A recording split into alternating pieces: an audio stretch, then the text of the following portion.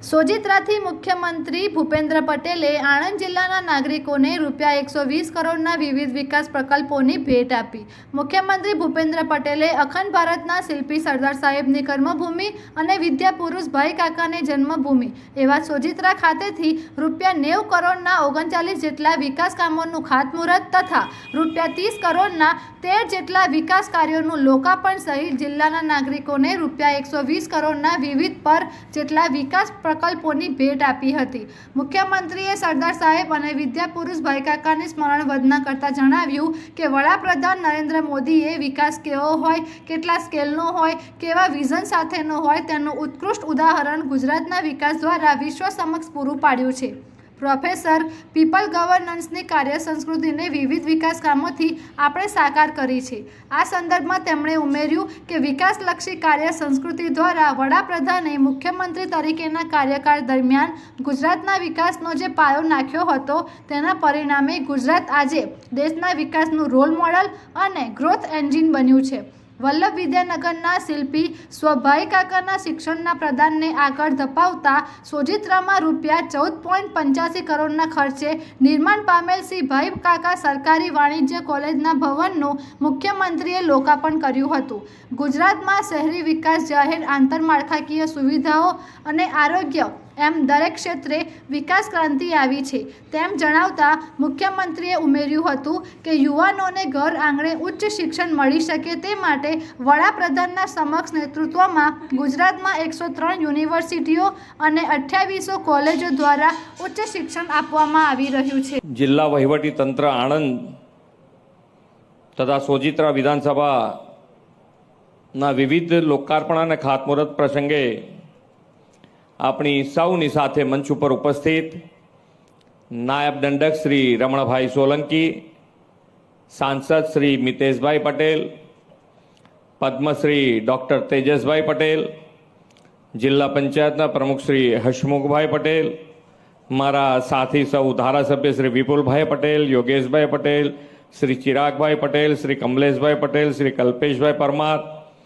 જિલ્લાના અધ્યક્ષ શ્રી રાજેશભાઈ પટેલ, સંગઠનના પ્રભારી શ્રી રાકેશભાઈ શાહ, તાલુકા પંચાયતના પ્રમુખ શ્રીમતી શિલ્પાબેન પટેલ, શ્રીમતી સોનલબેન પટેલ, પૂર્વ દંડક શ્રી અંબાલાલભાઈ રોહિત, ડિસ્ટ્રિક્ટ બેંકના ચેરમેન શ્રી તેજસભાઈ પટેલ, પૂર્વ સાંસદ શ્રી દિલીપભાઈ પટેલ, શ્રી દીપકભાઈ પટેલ, શ્રી નટુજી ઠાકોર, પૂર્વ ધારાસભ્ય શ્રી નિરંજનભાઈ પટેલ, જિલ્લાના મહામંત્રી Shri Jagatbhai Patel, Shri Sunilbhai Shah, doctor Bharatbhai Patel, collector Shri, DDO Shri, ઉપસ્થિત અધિકારીગણ, ચૂંટાયેલા જનપ્રતિનિધિ, સંગઠનના પદાધિકારી, ઉપસ્થિત સૌ નાગરિક ભાઈઓ બહેનો, લાભાર્થીઓ, પ્રેસ મીડિયાના મિત્રો, સૌને મારા નમસ્કાર।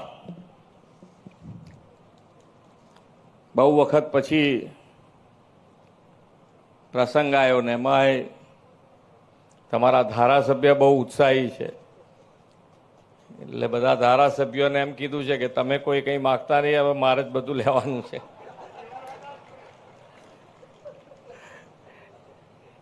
એટલે હવે મારે તો સારું કે ભાઈ ચલો 5-6 જણની જગ્યાએ એક જ જણને બધું આપવાનું થાય તો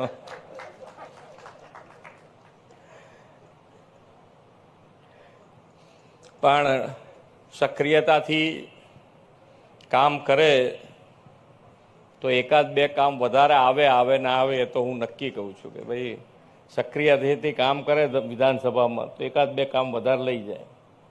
એટલે તમારે બધાએ પોતપોતાની સક્રિયતા જેટલી હશે તો બધાને આપીશું આપણે, ચિંતા ના કરો। એક અખંડ ભારતના શિલ્પી લોહ પુરુષ સરદાર પટેલ અને વિદ્યા પુરુષ ભાઈ કાકાની જન્મભૂમિ કર્મભૂમિ પરથી આજે 120 કરોડ રૂપિયાથી વધુના વિકાસ કામોની ભેટ વંદનીય સરદાર સાહેબ અને ભાઈ કાકાના સ્મરણ વંદના સાથે આ વિકાસની ભેટ આપણે સોજિત્રા વાસીઓને આજે આપી છે। વિશ્વ નેતા અને દેશના યશસ્વી વડાપ્રધાનશ્રીએ વિકાસ કેવો હોય, કેટલા સ્કેલનો હોય ને કેવા વિઝન સાથેનો હોય તેનું ઉત્કૃષ્ટ ઉદાહરણ ગુજરાતના વિકાસ દ્વારા વિશ્વ સમક્ષ પૂરું પાડ્યું છે। આદરણીય મોદી સાહેબે શિક્ષણ બનાવે કંકરમાંથી શંકરનો મંત્ર આપીને શિક્ષણ, ચિંતન અને સંસ્કૃતિના સંવર્ધનના કાર્યોને પણ વેગ આપ્યો છે.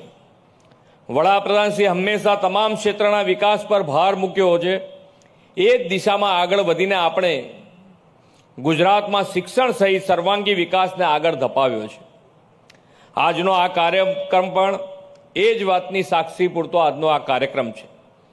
આશરે 15 કરોડ રૂપિયાના ખર્ચે તૈયાર થયેલી ભાઈ કાકા સરકારી વિનય કોલેજના લોકાર્પણ તથા ચારુસેટ યુનિવર્સિટી ખાતે મલ્ટી યુટિલિટી સેન્ટરના ઉદ્ઘાટન ઉપરાંત ચરોતર માટે કુલ રૂપિયા 120 કરોડથી વધુના 53 જેટલા વિકાસ કામોનું લોકાર્પણ અને ખાતમુહૂર્ત આજે થયું છે.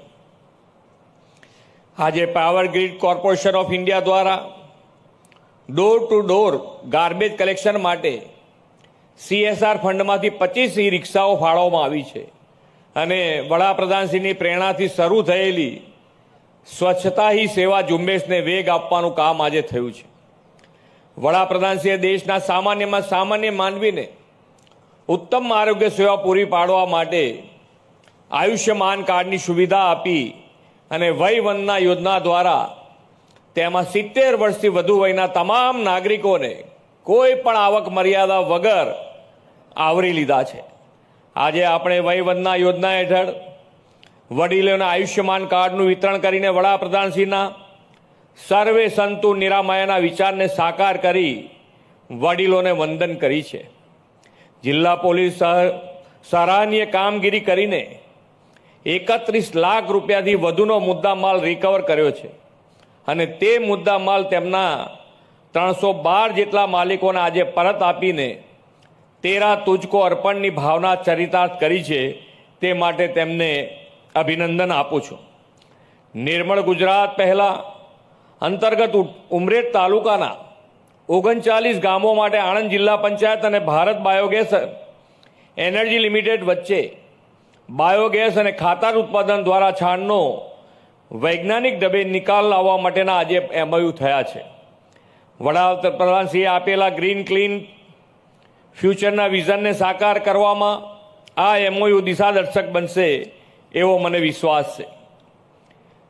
પર્યાવરણની જાળવણી સાથે પ્રગતિના શ્રી મોદી સાહેબે આપેલા મંત્ર અને પ્રો પીપલ ગવર્નન્સની કાર્ય સંસ્કૃતિના વિવિધ વિકાસ કામોથી આપણે સાકાર કરી છે. આવી વિકાસલક્ષી કાર્ય સંસ્કૃતિ દ્વારા આદરણીય મોદી સાહેબે ગુજરાતના મુખ્યમંત્રી તરીકે ગુજરાતના વિકાસોનો જે પાયો નાખ્યો હતો તેના પરિણામે ગુજરાત દેશના વિકાસનું રોલ મોડેલ અને ગ્રોથ એન્જિન બન્યું છે. લોહ પુરુષ સરદાર સાહેબના નેતૃત્વમાં સ્વતંત્રતાની ક્રાંતિ પછી અમૂલ રૂપે વિશ્વની સૌથી મોટી સહકારી ચળવળ શ્વેત ક્રાંતિ અને ભાઈ કાકાના નેતૃત્વમાં વિદ્યા ક્રાંતિની સાક્ષી બનેલી ચરોતરની આ ભૂમિના લોકોને વડાપ્રધાનશ્રીએ વિકાસ ક્રાંતિની પણ અનુભૂતિ કરાવી છે. ગુજરાતના એક સમયે ઉચ્ચ શિક્ષણની સંસ્થાઓ ઘણી ગાંઠી જ હતી. વિદ્યાર્થીઓને ઉચ્ચ શિક્ષણ મેળવવા રાજ્ય બહાર જવું પડતું. સોજિત્રાની આ પુણ્યશાળી ભૂમિના સંતાન ભાઈ કાકાએ શિક્ષણ સેવાની સમર્પિતતા સાથે આજના ભવ્ય જ્ઞાનતીર્થના નિર્માણનો પાયો નાખીને વલ્લભ વિદ્યાનગરને વિદ્યાનગરી તરીકે વિકસાવ્યું છે. અને આજે તેજસભાઈએ આ વિદ્યાનગરીને વધુ એક ગૌરવ અપાયું છે. મારા મનમાં કે પહેલાં મેમનગર હતા એટલે શરૂઆત કરી ત્યારે મેમનગર હતા ને એ વખત હું 95ની વાત કરું છું, 95ની વાત કરું છું. ત્યારે હું નગરપાલિકાનો પ્રમુખ હતો ત્યારથી તમારા નામથી મને પરિચય. એટલે મને એમ કે તમે ત્યાં અમદાવાદ ક્યાં આજુબાજુ મેમનગર ના જ હશો, પણ આજે આપણા ગુજરાત રાજ્યનું ગૌરવ અને દેશનું ગૌરવ છે માનનીય તેજસભાઈ. એટલે ખૂબ તાળીઓથી એમને વધાવીએ. આજે એમના વતન ભૂમિ આવ્યા છે, આપણા માટે ગૌરવની વાત છે. સોજિત્રાની આ પુણ્યશાળી ભૂમિના સંતાન ખૂબ સારી રીતે વિદ્યાને, શિક્ષણને આગળ વધારવા માટે જે રીતે આગળ કામ થયા છે એ જ કાર્યમાં વધારો કરીને આજે અહીંયા કોલેજ શરૂ કરી છે. ક્યાંય પણ શિક્ષણ માટે કંઈ પણ જરૂર હોય તો સરકાર હર હંમેશ એના માટે તૈયાર હોય છે કે ભાઈ શિક્ષણ માટે કોઈને તકલીફ ના પડે અને એ રીતે આગળ વધારવા માટે આજે એના જ ભાગરૂપે તમે જુઓ તો માન્ય વડાપ્રધાનશ્રીએ ગુજરાતમાં આજે 103 જેટલી યુનિવર્સિટીના 2800થી વધુ કોલેજો વિદ્યાર્થીઓ માટે આપી છે. આપણા યુવાનો હવે ઘર આંગણે જ ઉચ્ચ શિક્ષણ મેળવી શકે અને ગુજરાતમાં શહેરી વિકાસ, પબ્લિક ઇન્ફ્રાસ્ટ્રક્ચર, શિક્ષણ, સ્વાસ્થ્ય એમ દરેક ક્ષેત્રને આદરણીય મોદી સાહેબની વિઝનરી લીડરશીપથી વિકાસ ક્રાંતિ આવી છે. વડાપ્રધાનશ્રીએ દર્શાવેલા સૌના સાથ, સૌના વિકાસ, સૌના વિશ્વાસ અને સૌના પ્રયાસના માર્ગે આગળ ચાલતા આપણે સમાજના સર્વાંગી વિકાસની દિશામાં આગળ વધ્યા છીએ. વિકાસ કામોની પરંપરા જાળવી રાખીને નાગરિક સુખાકારીને વધુ સુદૃઢ કરવા અને ઇઝ ઓફ લિવિંગ વધારવા અમારી સરકાર સંપૂર્ણ પ્રતિબદ્ધ છે. આદરણીય વડાપ્રધાનશ્રીએ દેશના અમૃતકાળમાં વિશ્વ સાથે કદમ મિલાવીને વિકસિત ભારત 2047ના નિર્માણમાં સેવારત રહેવાનું આહ્વાન કર્યું છે.